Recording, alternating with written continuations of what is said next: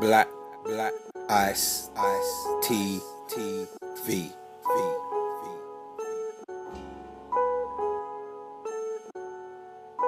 Black Ice TV.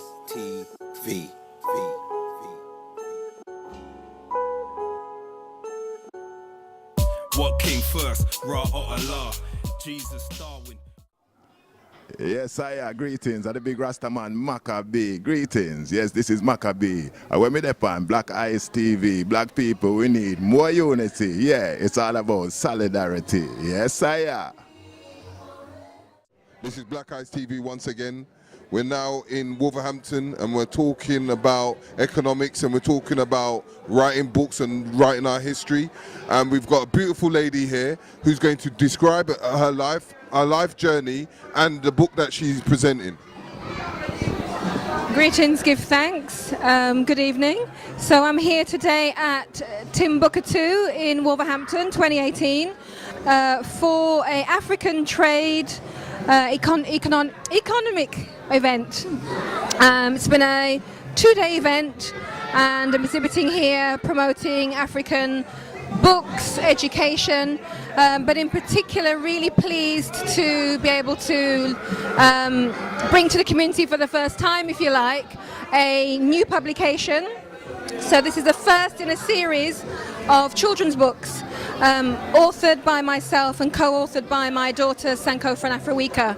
I'm really pleased that together we've put together our first publication on Marcus Garvey and the UNIA.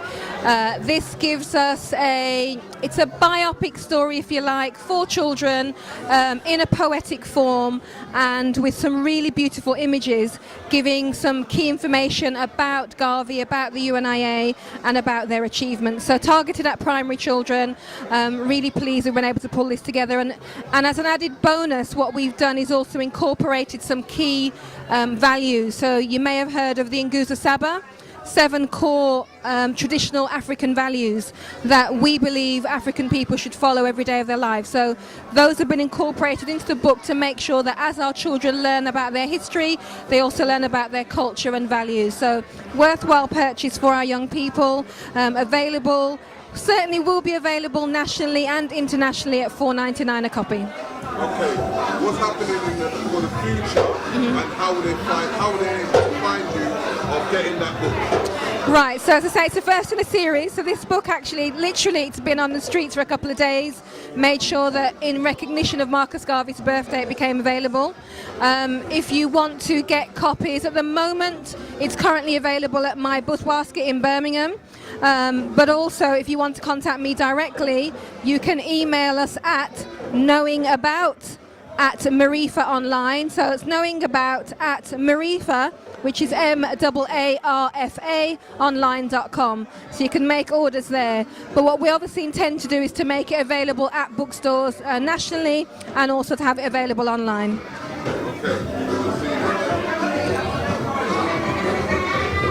Thank you very much, and it was a wonderful time that we are spending in the area, and as you can see they deal with many other historical books, as you can see over here, all the children's books that you need within your household.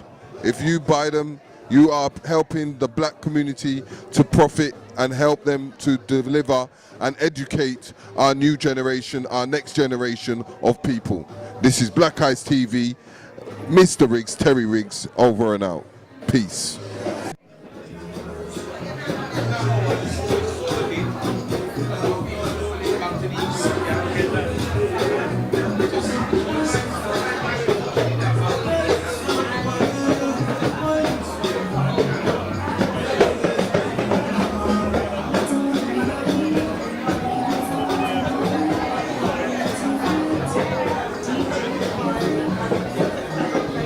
As you can see, all the economics of the black empowerment.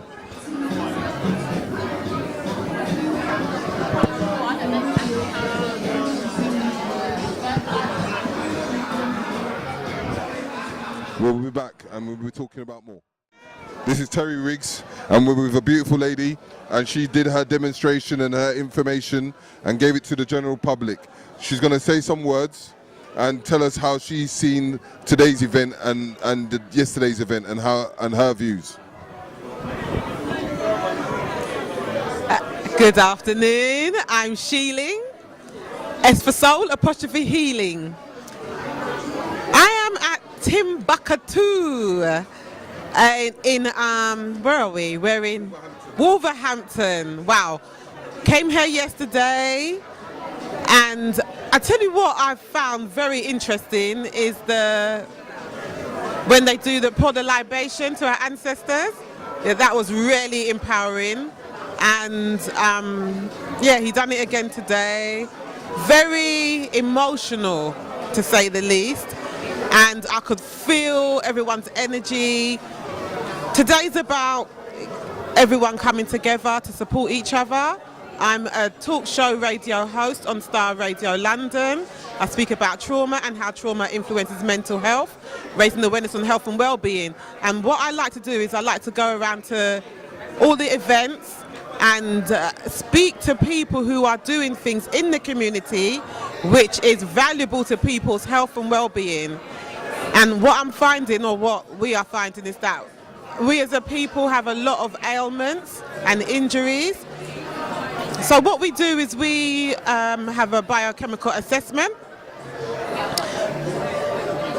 which Empress Divine facilitates in regards to looking at what is going on with your meridians and also your emotions, and it reads your bones, your cells, your blood, all your organs. I have actually had one done, and it's helped me look at the foods that wasn't beneficial for my health and the foods that is beneficial to my health. And I've noticed when I've stopped eating meat, I feel lighter, I feel I have more energy, and I feel more peaceful. So what we do is we go from city to city and we share the knowledge and inspire people. So not only is Empress Divine does the body MOT, body assessment, but she's also a Reiki practitioner, she's also a crystal healer, colour therapist, and so forth. I do colour therapy as well. Okay, but today, yes, you performed, yes, and what it was about, or what was you trying to get across to the people when you had your Okay, what I performed about my own journey with slipping 6 discs in my spine, and the message I was getting across is that we go through certain experiences to go through challenges as we do, but how do we help ourselves or get the support to help ourselves with challenges? It's about asking for help. We as a people don't ask for help. We think we can go it alone, suffer in silence, and not speak about what is truly at the root of our injuries. So the message that I'm getting across is, when we have injuries, it is there to make us stop, reflect, go into the past. And people keep saying, don't go back to the past. But if you don't go back, how are you meant to go forward and be present? Sankofa, and that's what I've mentioned in my poem, yes? Going back to Sankofa. When I'm hearing voices, I think I'm going mad. No. It's a spiritual connection. I'm getting a download, and this is how I'm able to do poetry, how I'm able to do card making. I make my own cards, I frame them, but they're keepsakes. They're not birthday cards, they're not Christmas cards, they're cards that you keep for a long period of time. And you can also give them to your children so they can become a legacy. But if they wanted to find you, how would they find you? You can find me on Instagram. I am I Smile Jewelry, which is ISMYLE, which means I inspire, support, motivate you to love and empower self. And I'm on Facebook, but don't go on Facebook. Just link me up on Instagram. I'm more proactive on there. If there's anything you want to say to the public, what would you say? I would say to the public that there needs to be more love, self-love, and when we have more love in our life, all the ailments and diseases we have will go away, and we'll be able to live for another day. Longevity, and good life. Thank you very much. Thank you. And it was a nice interview. Hope you enjoyed today. Blessings and love. This is the Aurora Empress. This is Neil talking from Aurora Empress on the health side of things and the wealth side of things. Your health is your wealth. We're here in this beautiful TIMBUKUTU organization. As you can see, the people are one, and we're dealing with oneness, love and protection. Okay, wow. Empress Divine here at TIMBUKUTU. It's been an amazing 2 days, and this is the start. It's been very spiritual, it's been very uplifting, and it's a wonderful vibration. Wonderful. And I'm sure it's going to grow and expand even more. So, thank you. Unity is strength. Absolutely. Ubuntu. Oneness and love. See you, my brother. Just to say to you that the main reason why I'm here is for my most recent publications. These 3 books here are the most recent publications.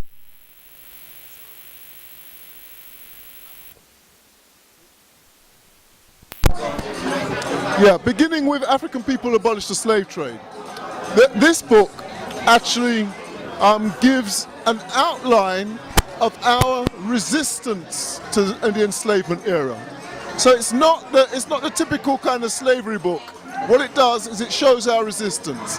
It shows, for instance, it gives a brief summary of the Haitian Revolution. It also gives a summary of the women's role in the Haitian Revolution, which is something that's not usually covered. It tells us about the Maroons of Jamaica. It tells us about the Maroons that we don't normally hear of.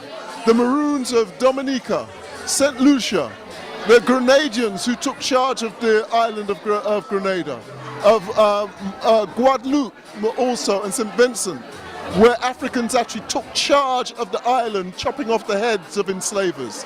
History that isn't often acknowledged is in here. This book also debunks William Wilberforce, and it shows him to be an enemy of African people, working to prolong the enslavement of African people and not to shorten it, as the mythology of Britain says. So I mean, there are lots more in here, but it's just significant.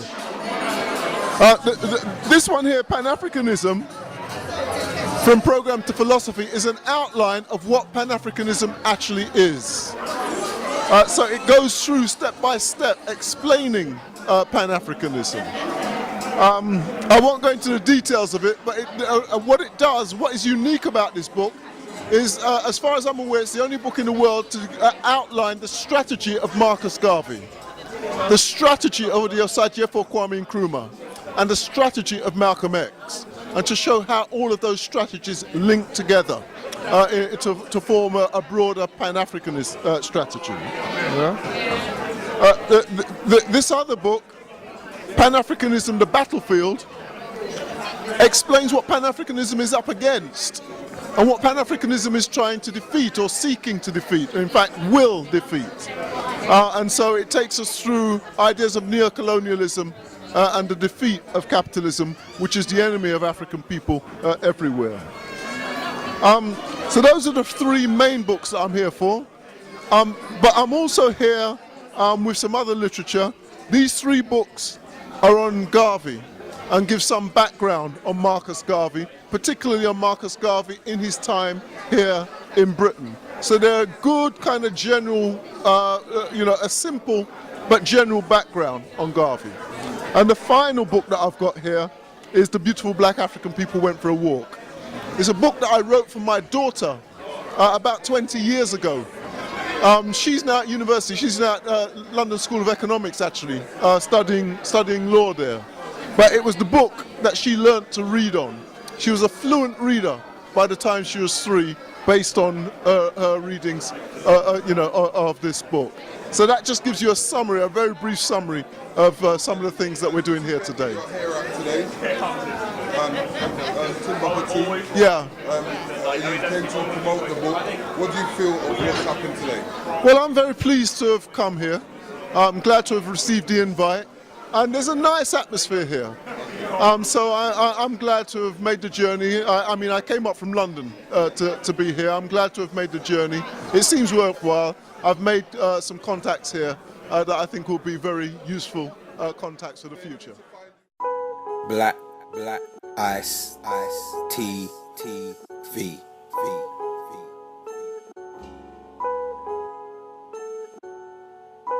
Black Ice TV.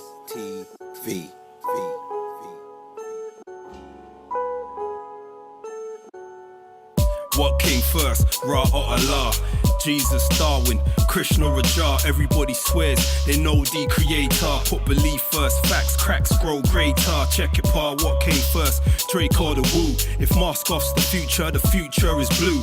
Higher infinite power healing our people. Replaced with trap, confine the minds of ways that's fecal, lethal. What came first, woman or the man? You take man out of woman, you can't reverse the plan. Man feels the greater than nature, that's why we're living. Damn, balance brings truth. What resides